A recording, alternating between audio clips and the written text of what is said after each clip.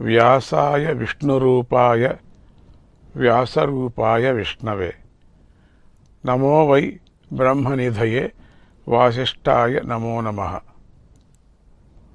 ఓం నమః ప్రణవార్థాయ శుద్ధ జ్ఞానైకమూర్తయే నిర్మలాయ ప్రశాంతాయ దక్షిణామూర్తయే నమః.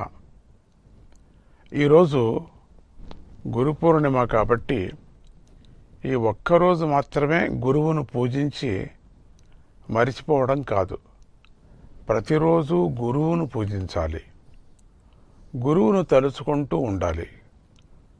గురువును తలిస్తే గురు అనే శబ్దంలోని గకారం సిద్ధినిస్తుంది, రేఫ పాపాన్ని పోగొడుతుంది. ఉకారంగా ఉన్న విష్ణువు మోక్షాన్ని ఇస్తాడు. అసలు ప్రతి ఒక్కరూ జీవితంలో సాధించవలసినటువంటి ఏమిటి అంటే అవి చతుర్విధ పురుషార్థాలు. అవే ధర్మము, అర్థము, కామము, మోక్షము. ఈ 4 పురుషార్థాలను సాధించటానికి మొదటగా గురువు శాస్త్రంలోని సారాన్ని తెలుపుతాడు. తర్వాత తీర్థాలను సేవించే విధానాన్ని తెలుపుతాడు. ఎప్పుడు ఎలాంటి పుణ్యకర్మలు చేయాలా, ఎక్కడ ఎలా చేయాలో తెలుపుతాడు. అలాగే తపస్సు, వ్రతాలు, యోగాలు చేసేవారికి అందులోని యొక్క సాధన రహస్యాలు తెలిపి సిద్ధిని చేకూరుస్తాడు. ఇలా గురువు శిష్యుడిని చక్కగా తీర్చిదిద్దగా శిష్యుడు శ్రద్ధగా ఆచారాలు పాటిస్తాడు. సంఘంలో ధర్మంగా నడుచుకుంటాడు. భగవంతుడి కోసం వివిధ యజ్ఞాలు చేసేవారికి తన శక్తి కొద్ది సహాయం చేస్తాడు. ఎప్పుడూ పురాణాలు, కథలను వింటాడు.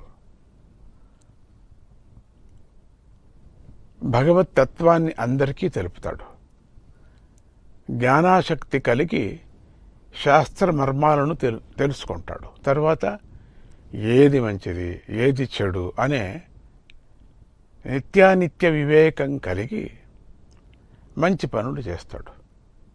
చెడు పనులను దూరంగా ఉంచుతాడు. కనుక ప్రతి వారికి గురువు అవసరం ఉంది. గురువు అందరి జీవితాల్లోనూ ఒక ముఖ్య భాగమై ఉన్నాడు. దీనిని అందరూ గ్రహించాలి.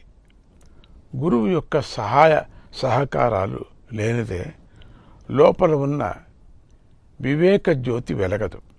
అంచేత గురువు చూపిన మార్గంలో నడవటం ద్వారా, గురు బోధను ఆచరించటం ద్వారా మంచి మాట, మంచి బుద్ధి, ఆపదలో ఉన్నవారికి సహాయం చేయటం, ఒకరినొకరు సహకరించుకోవటం అనేటువంటి సద్గుణాలు సమాజంలో వృద్ధి చెందుతాయి.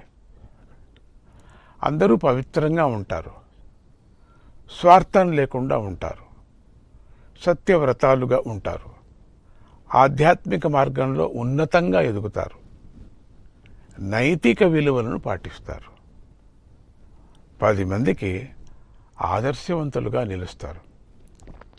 అటువంటి ఉత్తమ శిష్యుల స్థాయిని చూసి గురువు క్రమంగా తన కృపను వారిపై ప్రసరిస్తాడు.